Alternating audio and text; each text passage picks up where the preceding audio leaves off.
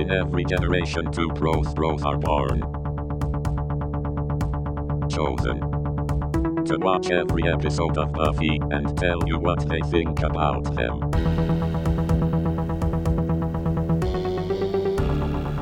This is the Prose Visit Sunnydale. Season 2.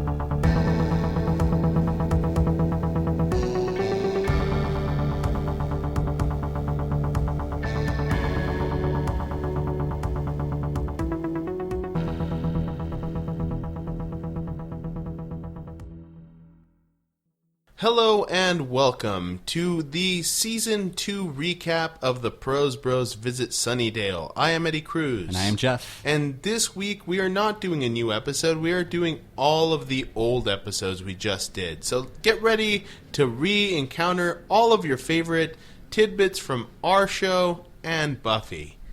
Or, if you didn't listen to any of this season, just listen to this episode. Exactly. And we'll tell you everything that happened that we remember, which is probably very minimal. I don't really remember much of what we said. We make up things that don't exist in the episode, and then we watch them and realize, oh, that didn't happen. Mm-hmm. And we also contradict ourselves. All the time. Yeah. Essentially, like, one week to the next, I'm a completely different person. And I think that's a good thing. It's a good thing to be sporadic and insane about your ideas. Sure, yeah. Why not? Okay. Uh-huh. Well, we're just going to go ahead and go episode by episode in this one and just say what we thought about the episode, what happened in the episode, things that we remember about the episode, whether or not we think this episode was what? Good, bad. A good addition to the canon or just a monster of the week. So, how do you want to do this? What do you say? Should we just do like a good episode, bad episode, or thumbs up, thumbs down kind of thing? Well, people won't be able to see us. Well, I mean, actually. we can say thumbs up. I don't know. Worst episode ever, best episode ever? Well, what if they're neither? There's tons that are neither. Okay. We can just talk about each episode a little bit. I was going to say, do you want to switch off? You start one and say what it was about, and then I comment, and then I'll start the next one, say what it's about, you comment, then go forth. I think that's a great idea. Yeah, we were figuring this shit out as we are speaking. Doing it. All right, well, I guess I'll do the first one. Go for it. All right, When She Was Bad. First episode of Season 2, Buffy is kind of a bitch in this one. Yeah. Yeah. It starts out with Xander almost making out with Willow and kind of a weird brother-sister shit. It didn't feel brother and sister-y. No, it felt like they were almost like about to connect, and then Buffy came in and essentially for 40 minutes was a complete asshole. Yeah. To all of her friends and everybody that loved her and saved her. She was grieving her own death? Yeah, I think it was an appropriate emotional response to what happened. To dying at the hands of a vampire. At the age of 16, because you were thrust into becoming a vampire slayer. Okay. I think overall I'm very positive about this episode. I thought it was a good episode. I remember enjoying it. It started out the season well. I totally agree. It's one of my favorites. I don't know if it's my favorite, but I really enjoyed this episode. Upon rewatching season 2, you kind of have to give this a good view, and it's a good one. I liked it. Did we find out if this was Joss Whedon? No. I would assume that the beginning, her coming back into the fold, was written by Joss Whedon. That's essentially, I'm finding out that most of everything was done by Marty Noxon. So that's pretty cool. And also, she has a new show coming out on Netflix. What show? I don't know the name of it, but it seems like she broke out and did her own thing. And I'm pretty sure it has something to do with... It was like fantasy or supernatural-ish? No, it's definitely along the veins of women, an empowered women's story. Okay. Yeah, I'm not really sure the specifics, but we'll watch it and we'll tell you next episode. Maybe we won't watch it. Maybe I'll just watch a trailer. Maybe we won't even look up the name and forget this conversation. Hey, you still got Netflix? Can I borrow your account? Sure. All right. Can I not give you my password on air? Well, I'd rather you do that. They have to have. We were just talking about this. Adrian and I were just talking about this. How they need to create an actual holiday where you thank the person you've been stealing Netflix and Hulu and HBO from. There's a bullshit holiday for everything else. Why not that? Yeah, that sounds like an actual holiday that I need to actually be a part of. Yeah. Sounds good. Yeah. So the second episode was Some Assembly Required. It was the one with basically the Frankenstein episode. Yeah. Two nerdy teenagers are taking pictures of people, pretending to be journalists. They take pictures of girls. They essentially fell upon a bunch of bodies in a bus crash. Yeah, and started building a girl. It's to build. It was kind of Bride of Frankenstein yeah. meets Weird Science-ish, all for, what was it, Daryl, the Frankenstein-ish monster. Yeah, 4th and down, 3rd and long. 3rd and long. Where are you going to throw? Our failed sign-off. Yeah. I'm glad That was a horrible sign-off. Yeah. And you know why? Because we don't know anything about sports. So when they say 4th and long, I'm like, I kind of know what that means, but that's not true. 4th and long means it's 4th down. And long's kind of weird. Why wouldn't they just say like 4th and 10 or 12 or 15? I don't know what classifies as long, but yeah. So yeah. 5 inches. Sorry. Okay, sure. I think that's below average. But looking back on this episode, I say it was okay. I remember Cordy in it. I would say average to a negative. If I were doing a thumbs up, thumbs down, it'd be one of those middles where I'm just like, it doesn't go up and it doesn't go down. The thumb is facing to the left, I guess. Yeah, it wasn't bad, West. but it wasn't good. Yeah, thumb is facing to the west. And I personally don't think it added too much to the story, the theme over the season. I guess you could say something about love and dating, but that would be in any high school show, right? Yeah.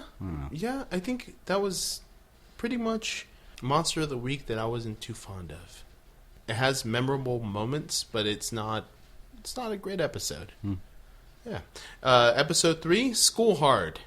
A Die Hard reference. A Die Hard reference. This is the one where Bruce Willis comes in and defeats Spike and Angel all in one foul swoop. No. Hudson Hawk does not appear. Buffy is forced to invite her mom to the school to go to a PTA meeting. All shit breaks out. Vampires, specifically Spike, attack the school. First time we get to see Spike and Drusilla. Yeah. Which was cool, but also not their best. Not their best, and also Spike gets hit by a shovel. Or was it the back of an axe? Oh, back right? of an axe. In the back of the head or whatever by Buffy's mom, Joyce. Get the fuck away from my daughter, I do believe is a quote. No. It's like very similar to that, though. Yeah. I would say that as far as this episode goes, I enjoyed it. Yeah, enjoyable. It was enjoyable. Snyder is a heavy part of this one. It was a good episode. I would go ahead and do a thumbs up for this one. Me too. I liked it. Definitely not the best. Like the introduction of Spike and Drusilla. I wish they would have gone full Die Hard, and Buffy is trying to save everybody while barefoot. Yeah, and all of a sudden, the school becomes a 20-story building. Just weird. Dude, that would be awesome. Let's rewrite this episode. Yeah, where they go into school and it's a Belko experiment, essentially. So, quick note about this episode. We've talked about Spike's car several times, and we never get it right. I looked it up. It's a 57 DeSoto Fireflight, and DeSoto is a company from Chrysler, but it's a badass-looking 50s car. Right on. So, cool. There we go. So, the next episode after that is Inca Mummy Girl. Boo! Wait, no. Yay! I think we'd like that. I think we finished it and we're like, that wasn't as bad as I remember. We started talking shit about it, and then halfway through, I was like, okay. Yeah. So it's I believe the second episode of the series where Xander starts dating some sort of demon. It's a mummy, comes back to life, falls in love with Xander. Buffy has to fight this mummy, and I can't remember how it ends. But what was her name? Amanka? Ampada? Ampada. Ampada. Yeah. Albondigas. Meatballs? Empanada. She was a Mexican food. She was definitely a Mexican food. That's what made her so tasty. I like this episode, even though it's Monster of the Week. And I think part of it was because I think both of us talked about this beforehand. It's going to be a shitty episode, and that's why we wanted to do a commentary. It's almost like, I don't know, when somebody tells you something's going to be super horrible, so you play it down, and then when you see it, it's not that bad. It's the reason why I liked Batman versus Superman. Ah, there you go. I heard horrible things, didn't see it in the theater, and then saw it like fairly recently, and I was like, yeah, not so bad. Right on. I thought it was pretty horrible, but... but were you looking forward to it? My biggest problem was I already saw the movie in the trailers. They showed you the entire movie in the trailers. That was my only problem with that movie. Not the, how do you know that name? Yeah, that was pretty bad, too. Martha. Oh, my God, dude. Guys, are you guys high? You guys high right now? Stop. It's like, whoa, dude. Both of our moms are like totally named Martha. Fucking movie was like breaking up a bar fight. Yeah, I'll go with, I thought this one was an average. Neither up or down. I liked parts of it. Leaning towards positive review of this one. But overall, I still lean towards I didn't really love this episode. Yeah. I do think that it adds to the series, especially in the fact that Xander always gets boners for, I guess, demons.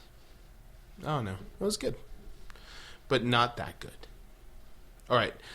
Next episode, Reptile Boy.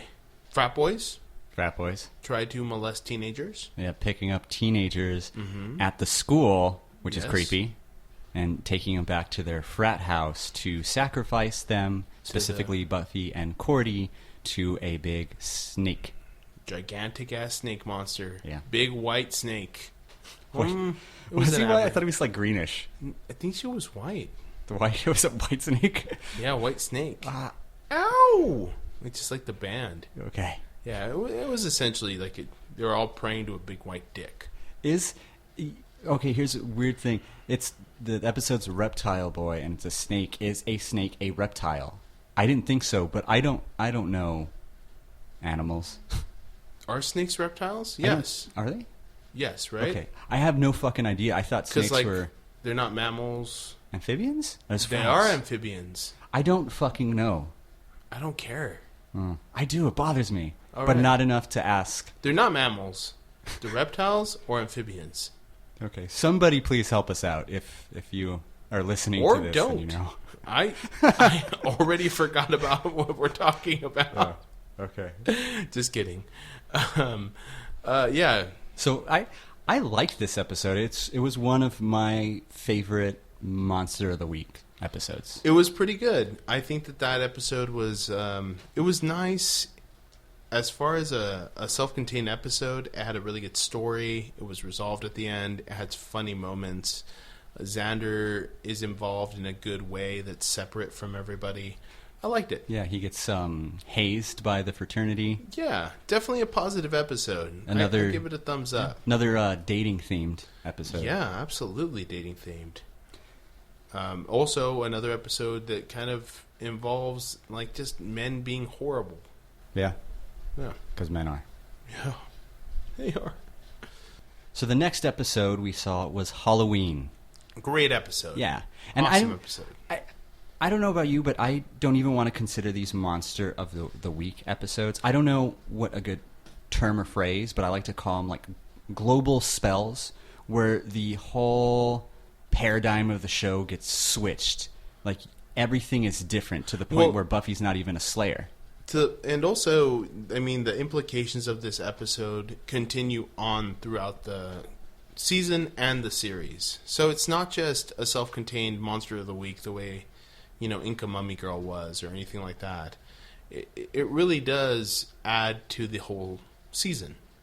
Or mythology series. Yeah. Things like this Like can Xander happen. from now on has army training. Yeah. Because of this episode.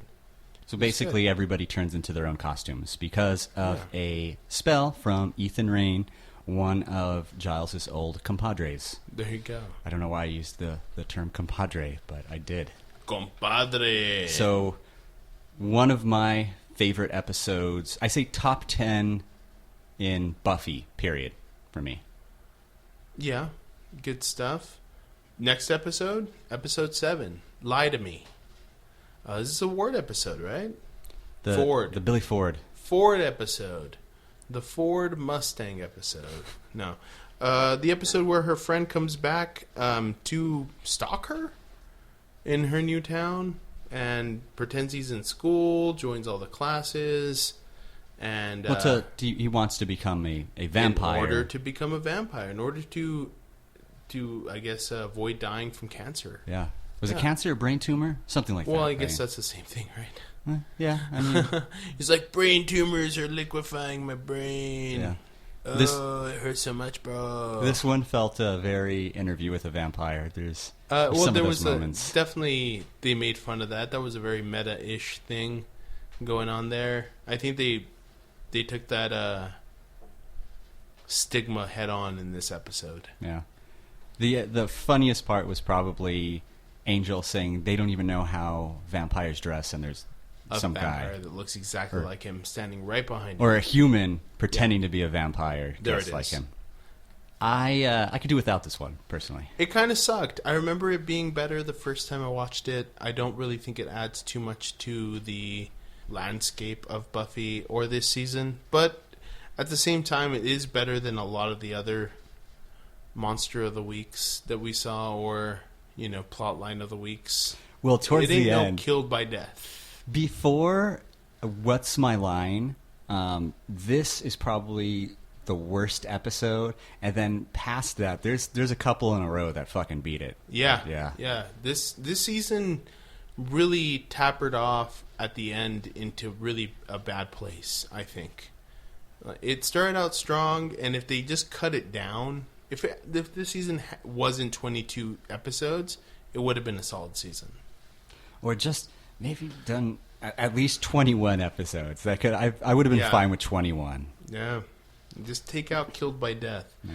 All right. So the next episode is The Dark Age. Mm-hmm. And that is the one where... Drusilla's history. Giles. Giles' history? Oh, yeah. That's the one where Giles is a former friend, spell casting partner. I don't know what you want to fucking call him. It's when we realize Giles has a darker history than just being this nerdy bookworm, and his past literally comes back to haunt him. Yeah, he was a magic heroin addict. Yeah. And his name was Ripper. This demon takes control of Jenny Calendar, which kind of fucks up their relationship for several episodes. Well, that and her lying about everything, her whole life to him. Well, I mean, yeah. I think that's the bigger thing. That's kind of fucked up now that you mentioned that. But yeah, it's way worse. But you had a good point, I think, in either this episode or the Passion episode where what was it? Something about like it was her trying to distance herself, and this was just the excuse. It felt like it. It felt like maybe at this point she realized she was getting too close to him, and right after she gets possessed by a demon and almost dies, it's almost an excuse to be able to separate herself from the people that she's essentially stalking and talented Mr. Rippling. Yeah. Talented Mr. Ripley-ing. All right, okay. So this was also memorable because of we get Alcoholic Giles, who just fucking that's the best, dude. That's my hero. I don't like normal Giles, but Alcoholic Giles is my jam. Yeah, he was going pretty hoard. Yeah, pretty hoard. Just like drink half a bottle of whiskey and then fall asleep on a book. And there's that there's also that imaginary fight inside of Angel's body. Oh, that was great, right? That was the climax. Yeah. That was the main fight of the series. It's like, we've run out of money, guys, so can you just kind of move your head back and forth and maybe we'll spray some sweat on you? Yeah, that's kind of... I like leaving stuff up to the audience's imagination, but that's kind of like... They left it up to a character's imagination to let the audience imaginate. And he was bad. Imaginate. Imagination. Imagination. Well, I liked this one personally. I think it wasn't that bad, and it has a lot of memories in my mind brain.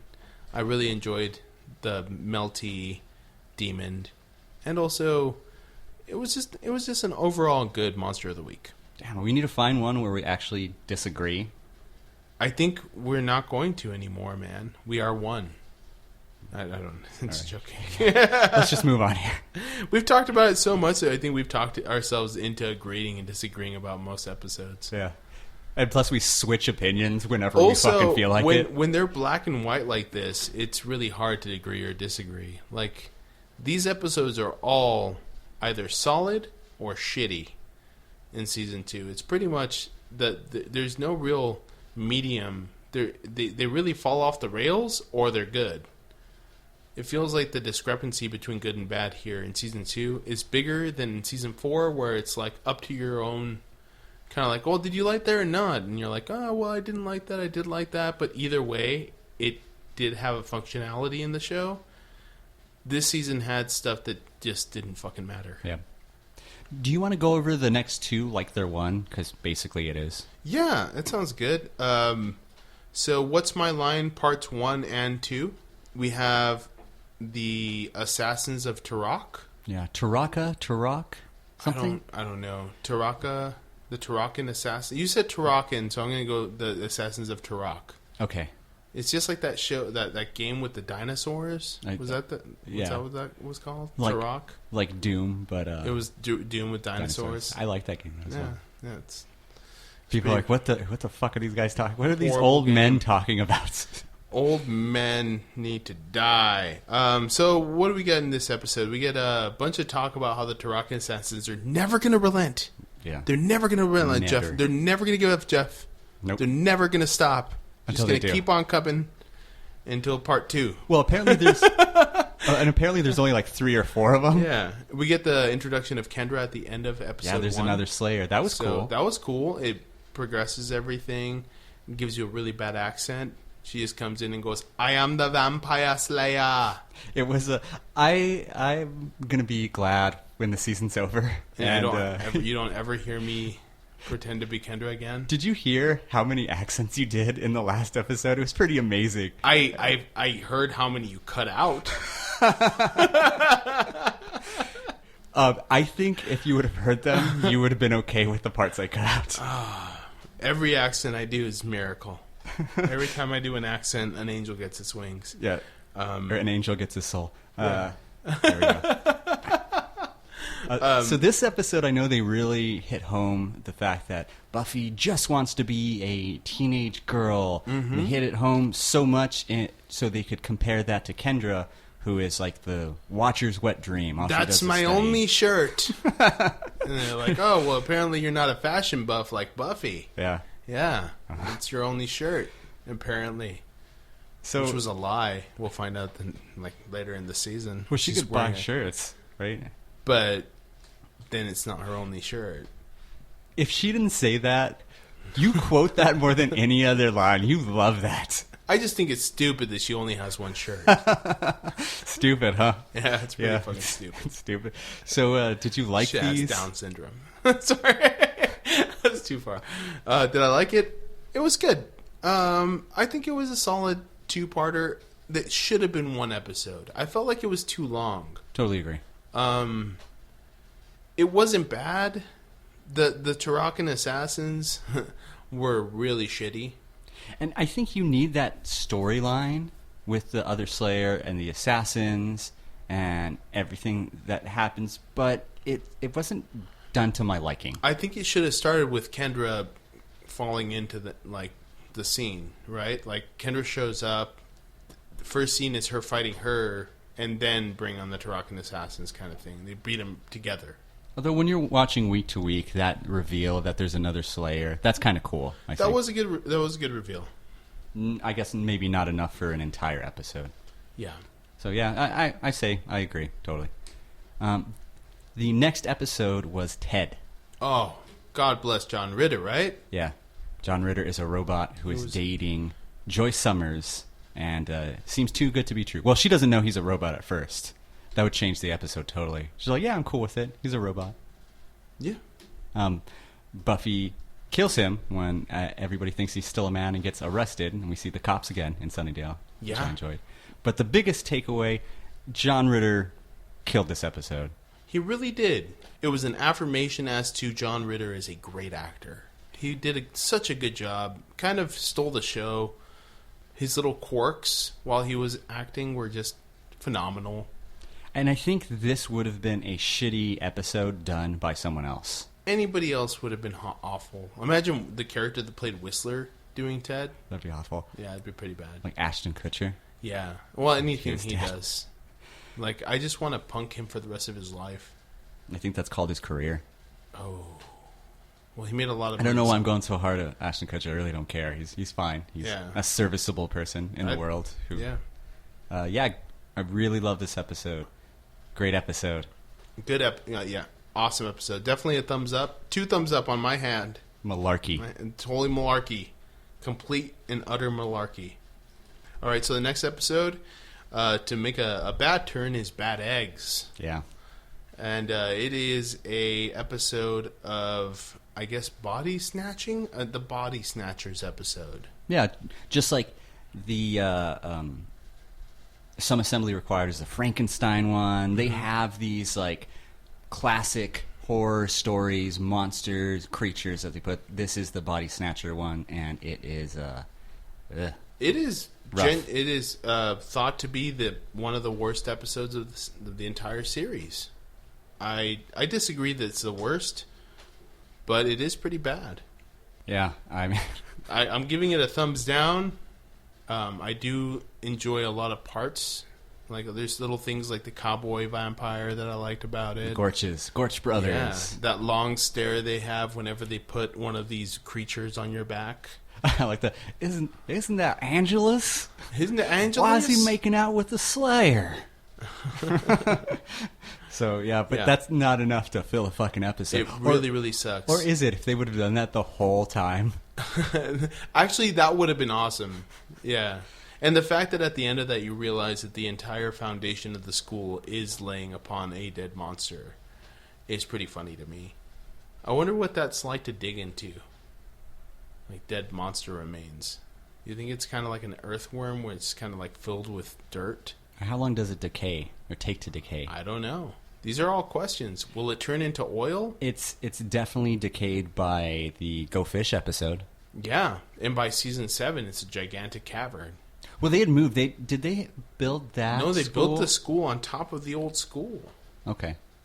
They talked about that. Oh yeah, they just moved different parts. Like the principal's office was now on top of the Helm instead of the library. Yeah. Got it. Okay, so yeah. Fuck that episode. Yeah, thumbs down. skippable. Totally skippable. Skippable. The next episode is Surprise. Surprise. It's Buffy's birthday. Surprise. And she gets one hell of a surprise at the end. Surprise. Spike and Drusilla bring forth the judge to, I guess, suck all the humanity out of fucking everything, which I'm not sure why they're doing that, but I'm I guess fine with that. And at the end, we get the big surprise when Buffy and Angel escape from the judge.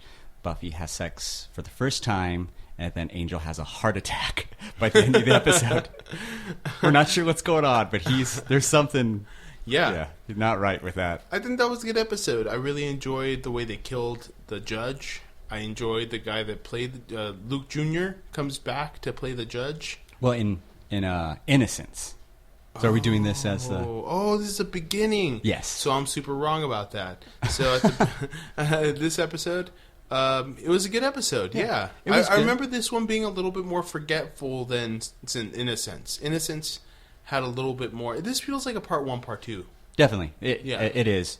I think maybe they just didn't name it part 1, part 2. But yeah, so the most noteworthy thing, Angel has a heart attack, and then Innocence comes back and has no soul. Yeah. Yeah. He didn't have a heart attack. He came out his soul.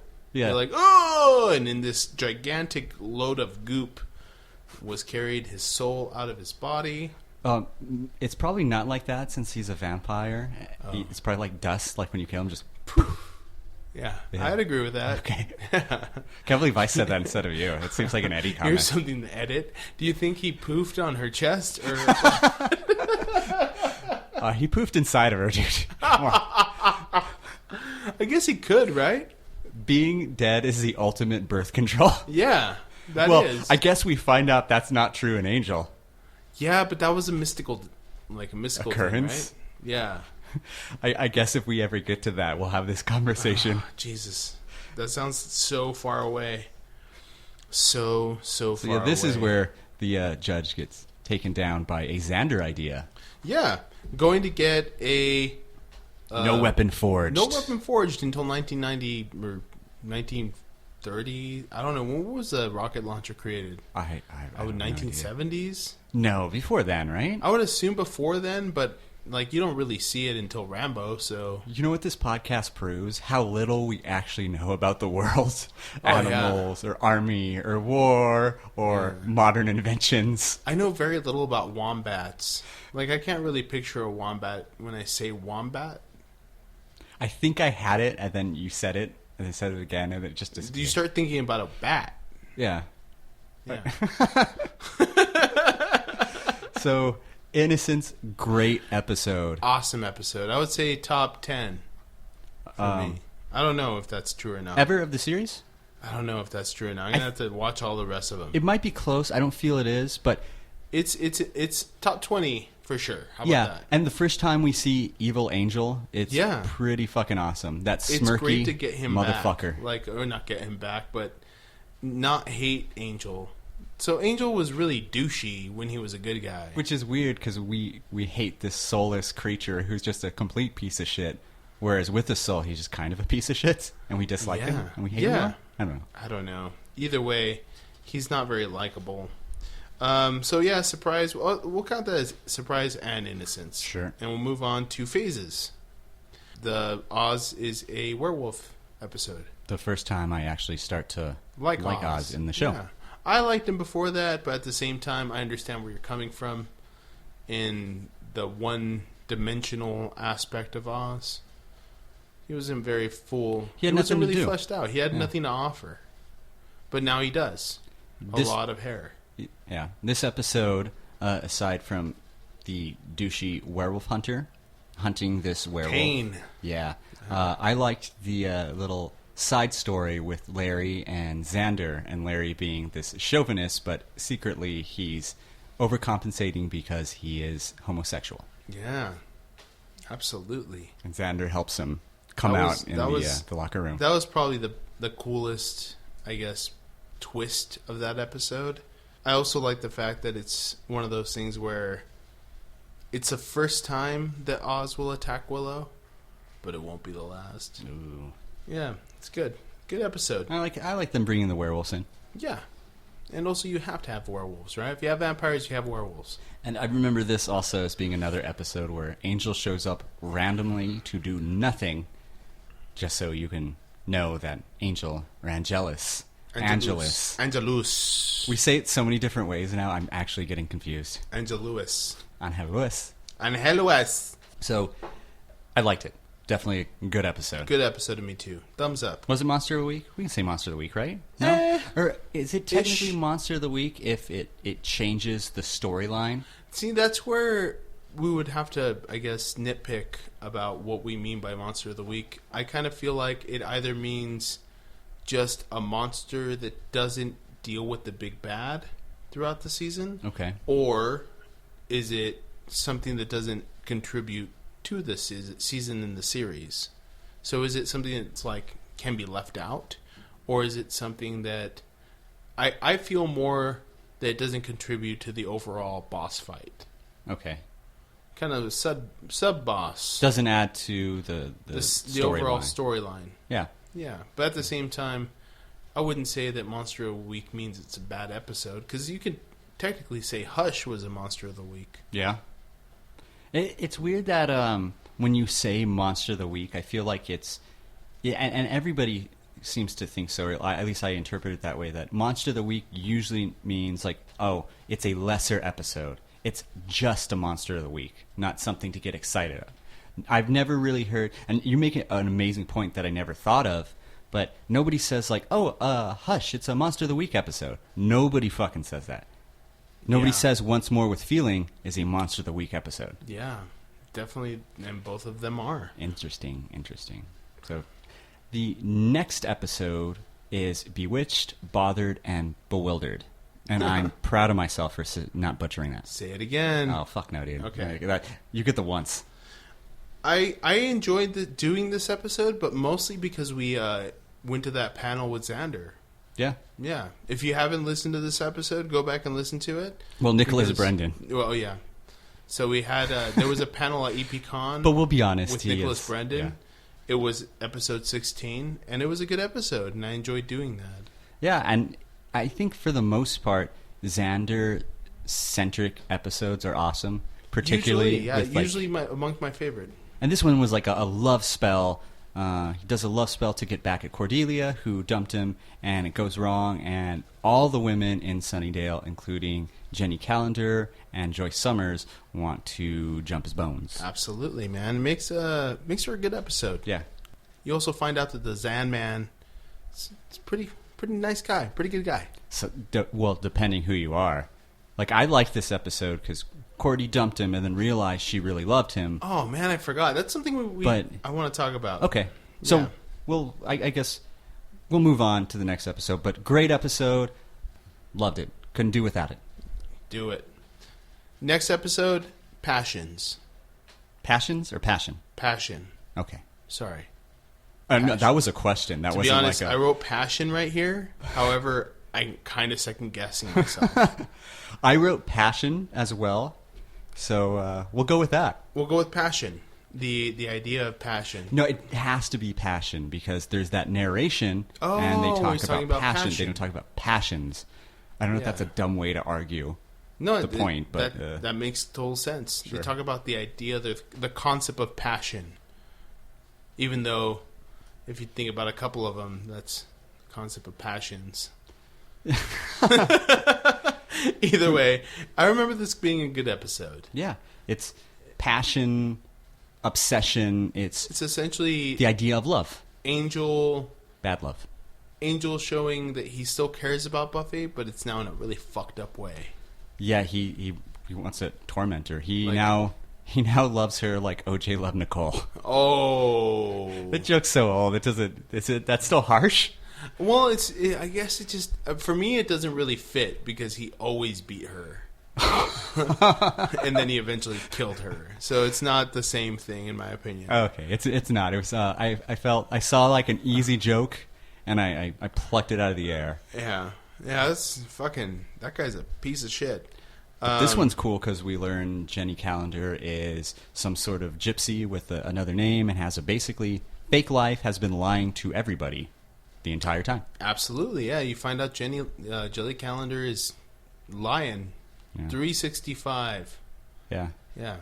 Every day of the calendar. And then she's trying to do some research to get Angel's soul back, but before she can give that information to the Scoobies, Angel hunts her down at school in a amazing fucking scene. Very awesome scene. Snaps her fucking neck. I would say that is the most horror-driven scene of the series. Essentially, I feel like he stalked her down the way that you would see in a slasher movie. I think up to this point, yeah, and you're probably right in general because I can't think of anything else that's as brutal. Even rewatching that for the fourth or fifth time, it still created a lot of tension for me. Yeah, it was good. Yeah, it's a good episode. Amazing. I would say definitely super thumbs up on that episode. So top 20 maybe. Would you say this one's the best of the season? No. Okay. Once we're all done, we'll do like a top 3, maybe top 3 best and then worst from both of us because I think this is where we might disagree. Okay. All right. So the next episode is Killed by Death. I don't even want to talk about it. It was awful. I do want to mention it's exactly like Nightmares from the first season. Just go back and watch that one. Fuck, man. It's really bad. Super horrible. Skip it. I would say that the only thing I want to say about that episode is that is the worst episode of the series. Yeah. I don't care what anybody else says. Beer Bad is not worse than that. We haven't seen Beer Bad again. I know Beer Bad is not worse. It's definitely Killed by Death. Killed by Death is definitely the worst episode. I want to say 2 things. 1, Krispy Kreme exists in Sunnydale. And the second thing is just the word Kinderstadt, because that is funny. Kinderstadt. Which is actually the name of the bad guy in that one. I like that you're all like, it's death. It's like, no, it was Kinderstadt. They said it. You're like, I don't fucking care. I don't care. I was like, it's not like I was a big, it's like, I don't fucking care about this. I don't know why, but I saw Power Rangers, the movie, yesterday, and they also made Krispy Kreme a central part. Essentially, like, I don't know, there was something inside of a Krispy Kreme that both Rita Repulsa and all the Power Rangers were fighting over. Either way, I just have to say that people gotta stop using Krispy Kreme in media because it bothers me. Okay. Yeah. Do you see a lot other than like these two specific instances? Is Krispy Kreme like a thing? I don't know. I guess maybe because it was so abundant inside the Power Rangers movie that I just really wanted to say, hey, stop that shit. I always get tired of seeing movies or shows where they have like Budweiser, Coors Light, and the label is turned perfectly. Like you're drinking it, so it's facing the camera directly. Yeah. And that always bothers me. Yeah. Same thing with like Pepsi and what's that zombie movie? Fucking can't remember it. Danny Boyle, whatever. I Only Have Eyes for You is the next episode. Not the best episode, in my opinion. No. There's a ghost which may have been there the entire time. The entire time. So every year there's a murder-suicide. At least one, maybe two, maybe three. And we're just going about our business. But they never mention it. It doesn't happen. Never find the gun. This ghost possesses people and enacts a bad relationship where a female teacher essentially molests a male student. Until he's forced to take it upon himself to get a gun and shoot her and himself. And that's not really brought up too much. No, it's not. But yet another episode where we see like relationships gone wrong. I would say that I enjoyed it just for that scene with Angel disgustingly throwing Buffy away from him. And then taking a shower. Yeah. The Ace Ventura style shower that he took after that was pretty awesome. Yeah, Finkel is Einhorn scene. Finkel is Einhorn. I kind of want to watch Ace Ventura now. I think I'll be severely disappointed. No, I watched it the other day with my baby. Really? With your baby? I'm just putting on stuff that I love that's dumb. And how did your baby enjoy the movie? She just chewed the floor. We have these, like, I don't know, puzzle pieces that she sits on. They're like have princesses on them, and she's gotten into the habit of just pulling one up and chewing on it. She didn't really care about Ace Ventura at all. Okay. Yeah, so I think she's thumbs down on Ace Ventura. On Ace Ventura. Yeah. All right, so yeah. Anyway, this episode I think was pretty average. I didn't like or dislike it. I think I would say I dislike it, but I was just excited that there was something with more substance and better. It was better than Death. Killed by Death. Yeah. But I didn't like it. I didn't like this episode. It wasn't hard to do. It wasn't hard to jump that hurdle. Yeah, it was like Killed by Death left a bar that was hoppable. Yeah. So, yeah, I'll skip that one. Don't like it. After that, we have Go Fish. Go Fish. Which is another, would you say Xander-centric? Xander-centered episode? I would say that it's bordering on that, but didn't really... It was more like he was used as a plot device. Okay. More so than it's his episode. It's his episode in the fact that he gets to fucking show off his sexy body. And the hair that you, you noticed. I mean, just kind of... I don't know if he's Lebanese, but just really beautiful amounts of skin. Is that Lebanese people have beautiful amounts of hair and skin? Yeah. Okay. Duh. Okay. I don't know. I'm just guessing at this point. I just like that's what you did. So, yeah, there's a thing that's happening in the school where I guess Buffy's assuming that these fish monsters are killing the swim team, and in reality, the swim team is becoming fish monsters because of the steroids, and it has a very weird anti-drug, anti-steroid theme that I thought was weird. They hit home that way harder. And anti-steroid, but totally pro-rape. Yeah, that's weird. They didn't really mention how awful that is. Yeah. Yeah, absolutely Or is horrible. it something that, like, oh, you should just know it's awful and we don't have to mention it? Or is that me trying to... I think it's, like, viewed upon as the ultimate bad in this episode without mentioning it. At least I'm hoping that's what it was, because it's kind of a thing where there's a lot of date rapey aspects where nobody's blamed. Like, essentially the guy tried to date rape Buffy and failed because she had superpowers. Mm-hmm. And then they all blamed her for dressing a certain way. Yeah, and then the coach decides that he's going to feed Buffy to the fish in order so they can fuck her to death. Yeah. And he says that. He says, well, they have other needs. They have to fuck, and they're going to fuck you to death. And that's fucking totally fucked up. That was strange. Yeah, I guess the turnaround is they throw him in there and he gets fucked to death, and they're just they really love their coach. Does that make and it was right? Dun dun dun dun dun, boom, and it was just not cool. It was just like this. At the end, you're just that was just dirty and shitty. Yeah, I would say at the end of this, I give this episode a thumbs down, even though it's very iconical.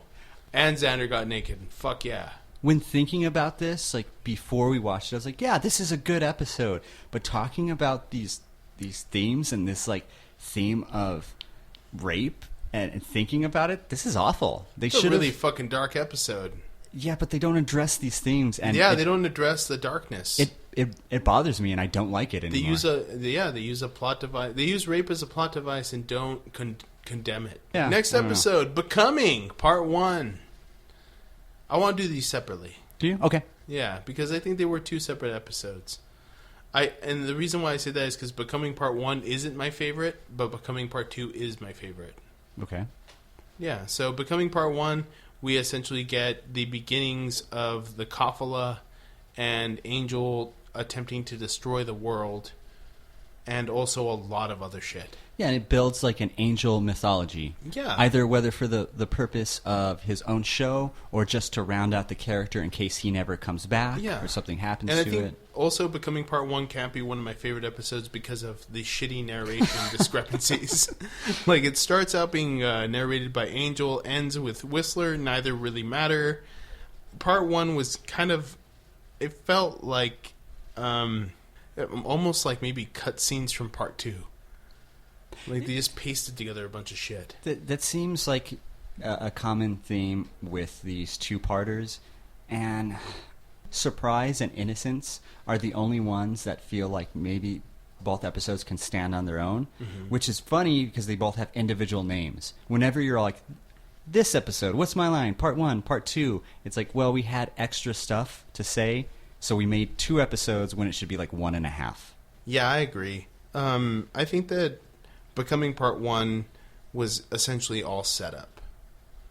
It was set up for Becoming Part 2, which, in my opinion, was a great episode. Yeah, the better episode. Yeah, I wouldn't give Becoming Part 1 a thumbs up or thumbs down or a positive review or a negative review. I just kind of say that because of it, Becoming Part 2 is awesome. I guess because it's incomplete. It's hard to judge something when it feels incomplete. It feels incomplete, but Part 2 feels very complete. Yeah, so in Part 1 we have Kendra coming back for, I guess, whatever reason. To be stabbed? Yeah, to die. I have a new shirt! Angel's decided he can't beat Buffy, or whatever he decided. He now wants to suck the entire world into hell instead of just killing Buffy and torturing his friends, because that's what he feels like. Yeah, I think it was just basically a Hail Mary pass on this one. It was kind of I'm not going to beat her hand to hand, and I'm having a really hard time killing her friends, and so let's just kill everybody. Yeah. Then I'll win. And also maybe just a lot of I don't know, pent up evil from being trapped inside of a soul for so long. Maybe he just was I'm coming out swinging, motherfuckers. I guess. I feel like we're making excuses for... Yeah, maybe we are. Yeah. So, but Becoming Part 2? Yes. Amazing episode. Amazing episode. I would say that it is everything you want from it. Everything you want it to be. Yeah, it's full of action. Funny, great pacing. It felt like it happened in 15 minutes. Yeah, it really did. And so much happened. So much that we had a hard time kind of keeping up with it. Yeah. Yeah. I mean, essentially, Spike teams up with Buffy to stop Drusilla and Angel, Angel gets his soul at the last minute. Buffy still has to make the hard sacrifice to kill him to save the world. Essentially, something that was going to be very easy and just an act of stabbing turned into, oh shit, kiss you, love you, close your eyes. A super emotional scene. And that's, we were talking about this last episode. This is the pinnacle of Buffy. This is why we like Buffy. We like the humor, the action, storytelling, just the emotions you get from watching it. It had it all. It had it all, and it was a really good ending to a season.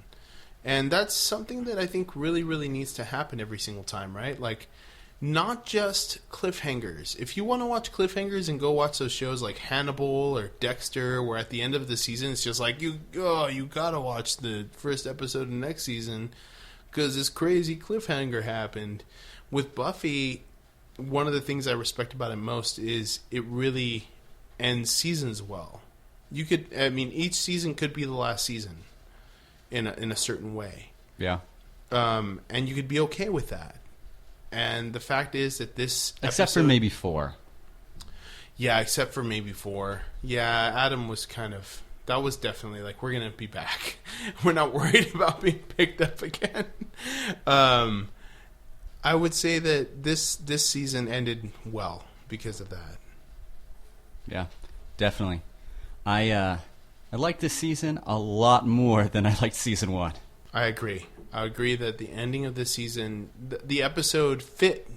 If you go back and watch the end of season 1 in Prophecy Girl, it really was rushed. And maybe that's why they made this one too. And it's cheesy, and this is a show that normally is pretty cheesy, but that seemed not even campy on purpose, or not even good camp. It was just this season finale way better. Yeah, it's almost like it found the right clothes to wear.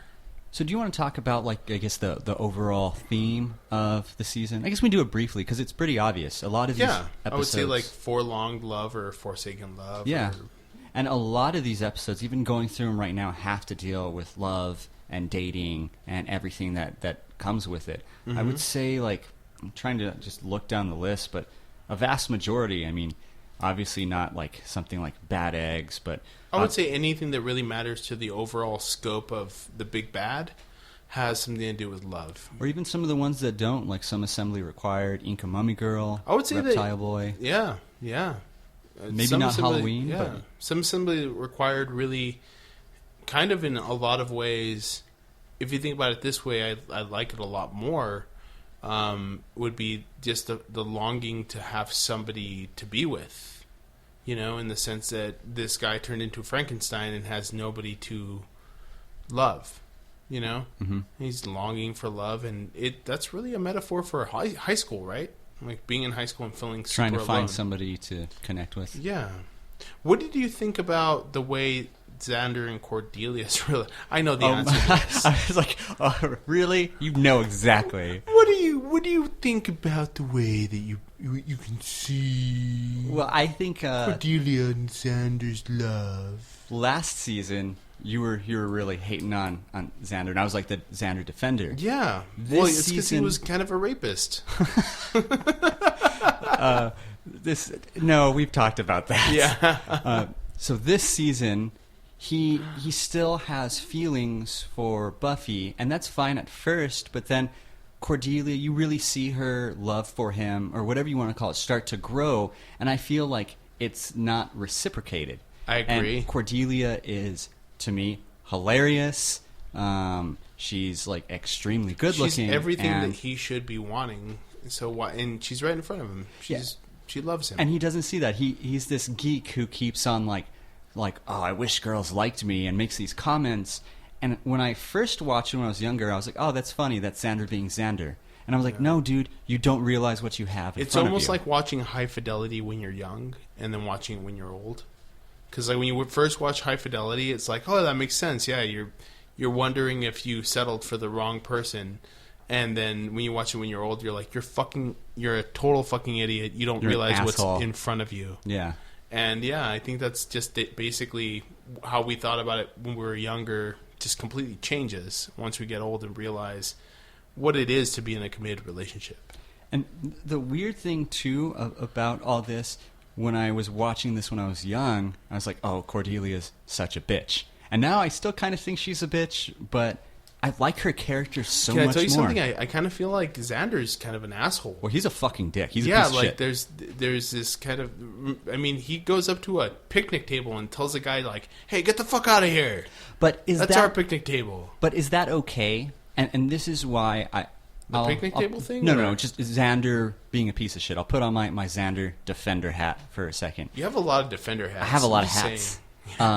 There's a lot of hats right there. There are a lot of hats on your desk where we do the podcast. I'm not sure why, but this is your house, so that's where I keep my hats. Yeah, that's where you keep your hats.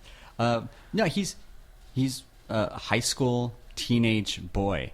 We related to him because we were like that. We had no idea what the fuck was going on. Yeah. Not that we do now, but at least we're more accepting of the world and understand things better instead of just this like ball of emotion and rage and like, well, this didn't go well, so kind of. Yeah, or at least I hide that deep down inside. No. You know when it's appropriate for it to come out and when to bottle it up until it turns into like a little baby tumor or something. Yeah. Okay. Absolutely. I agree with that. So, Jeff, let's talk about the best and worst episodes. Let's do it. Let's start with best episodes. Okay. You want to do your list of top 3 and I'll do my list of top 3? That sounds great. Cool. My list of top 3, Becoming Part 2, top of the list, Secondary, Passions, and third, Innocence. Wow. See, fuck, man, that's really hard because those are amazing episodes. Mm-hmm. I would say my top of the list is Becoming Part 2.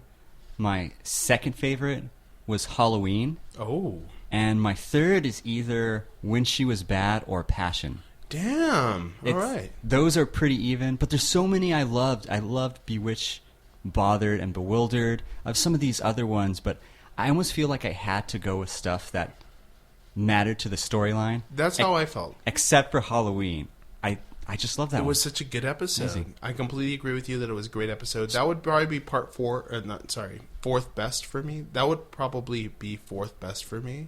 So for the most part, we agreed on the number 1. Yeah, number 1, Becoming Part 2. You really can't top that. The significance in the series, Buffy Killing Angel, it has so much to do. As far as we know. Yeah, and also just a good episode. It was just a very, very good, full episode. And I think all the ones we picked are, I'm almost positive, but I think they're all Joss Whedon written and directed. I think so too. They were great episodes. This season had so many great episodes. I think it really ended up being kind of hurt by the fact that it had so many Monster of the Weeks towards the end. I would say out of the last 6 episodes, 4 were Monster of the Week. Yeah. And that's not a way to end it. That's why I think season 2 still doesn't have the love and appreciation. Because it tapers off because of those. It really does. It hurts it. It hurts it to have that many Monster of the Weeks, especially ones that are pretty bad. Like Killed by Death was, in my opinion, the worst of the series. Yeah, so let's go on to our 3 worst. Or 3 least favorite. Obviously, my worst is Killed by Death. It's a useless episode. Essentially, if I were to say, like, what's a bad episode of Buffy, Killed by Death is a prime example. It doesn't affect anything in the series. The monster is really boring. It's been done before. And it doesn't affect anything. And also, the kill of the monster was super sad and pathetic in the way that she just kind of breaks his neck, and it's over. It's really boring. Yep. Yeah. So my second one was Bad Eggs. My second worst was Bad Eggs. And my third was Some Assembly Required. Oh, wow. See, I disagree on that. I don't think Some Assembly Required was that bad. Mm-hmm. So this is my list. The worst one by far for me, Killed by Death. Yes. Horrible episode. And then Bad Eggs. Yes. Still a bad episode. And then I would have to pick from either I Only Have Eyes for You or Lie to Me. But I think I Only Have Eyes for You wins out. Those 3. You know what? If I were to put I Only Have Eyes for You and Some Assembly Required next to each other, I would say that they're both equally bad, but at least I Only Have Eyes for You has that awesome scene where Angel Ace Ventura takes a shower. Okay, yeah. And that's good. That makes it good for me compared to like some assembly required. Now, for me, my place in that, I feel like I have great Cordelia scenes with some assembly required, which is my kryptonite, of course. Absolutely. But the Ace Ventura scene. But still, that's an awful episode, and it doesn't feel that bad because we had watched Killed by Death. Yeah, essentially Killed by Death gave us a little bit of leeway into liking that episode. So what would you say would be your favorite, like, monster of the week? I don't know if we should include Halloween or not. I would say you could include Halloween, and that would definitely be my favorite. Yeah. Ethan Raines and him coming in, it really was a monster of the week episode, but it really was so much more than that. It was great. I had a hard time trying to figure out where to put Bewitched, Bothered, and Bewildered because I really liked that episode. It wasn't like a top 3. I think it was top for 4, me. It was number 5. It's great. Yeah, I could see that. It was a good episode. Yeah, there were some great episodes in season 2, but it also had the worst episode ever, and it had a lot of monster of the weeks, and I think that was season 2's overall downfall. I wouldn't say that I hate season 2, but I have to say that it's definitely a flawed season. We should just agree that if neither of us remember the episode, it's going to be a shit episode. Yeah, pretty much standard as far as what's been going on. I don't think we'll get some of those again till season 7, though, I think. I really think that even by season 7, I enjoyed the episodes in a different way. Like, these episodes had nothing to give me, whereas in season 7, the Monster of the Weeks that I didn't like had a lot more to offer as far as character development goes. Okay. You have anything else to say about the season or the episodes in general? Not really. I think we pretty much covered everything except for deaths. The deaths. How many people died? So, I have a grand total of 69. Jesus Christ! The Summer of Love. Yeah, there were 34 vampires, 23 humans, which is a pretty good amount, and then there were 10 demons or undead or robots or whatever you want to call it. Or 12, I should say. Right on. Buffy was responsible for a total of 33 of those deaths. Fucking hell. Yeah. Murderous bitch. 24 vampires, and then 9 demons. Slash robot. That's slash robot. Yeah. Slash, John Ritter. So, the crazy thing, the only other person who comes close to that 33? Angel. And in like 5 episodes. Yeah, well, he kills 9 beings in total, only 1 vampire, and then 8 humans. Jesus. Right on. Another quick side note, other than that, the only other Scooby who managed to kill anybody else in a quantity greater than 1 was Giles. Makes sense. Yeah. That's why he's a watcher. Yeah, damn. 69 was a ton. That is a lot, man. That was a beautiful year of incredible, tumultuous relationships between people and their government. Should we talk at all about what we're doing next, or just say season 3? I would say that season 3. We get a kind of fresh start. We lose Buffy for a while. We get Anne. We get Anne for an episode. Great episode coming up. Season 3 is a great turn in the Buffy series as far as everything goes, because we lose Angel. We get him back, but Buffy has to deal with the whole loss of Angel and moving on in her life. And that was a really cool aspect of like leaving Angel behind and kind of finishing out the school year is a really cool thing. And nobody's really going to know her struggle because it's not until I think several episodes in she tells Willow, I believe, that Angel got his soul back at the last minute and still also had to kill him. Season 3, Faith. Oh, boom! Dude, there's so much I want to talk about Faith, and I'm excited about it. And Faith was kind of intimidating to be a teenage boy and see how she dealt with the whole Scoobies. All and of got it. thrown in. Loved it. It was good. It's exciting. It's the only role I've ever liked Alicia Dushku in, besides maybe True Lies. Dollhouse? Dollhouse was okay. I think Dollhouse, I'd have to say that she was not a strong enough actor for Dollhouse. When I watch Orphan Black And I think, like, all right, here's a person pretending to be different people. And I don't know. I just feel like Dollhouse lacked a strong enough actor to act like different people. And Alicia Dushku just kind of didn't really fulfill that role. And I think you might be right. I think my Joss Whedon boner might be taking over and changing. It was an awesome idea for a show, and their plots were awesome. The overall series was great. I love them doing like 3 seasons in basically 4 or 5 episodes. Yeah. The story arc, because it was kind of wanted to finish. Yeah. But I really do think that her acting maybe wasn't the best, and that had a lot to do with the reason why that series was canceled. Yeah. Unfortunately. But as Faith, she fucking killed it. Amazing. 5 by 5. Yeah. Yeah. I have one last question. Last time I'll ask it. Yes.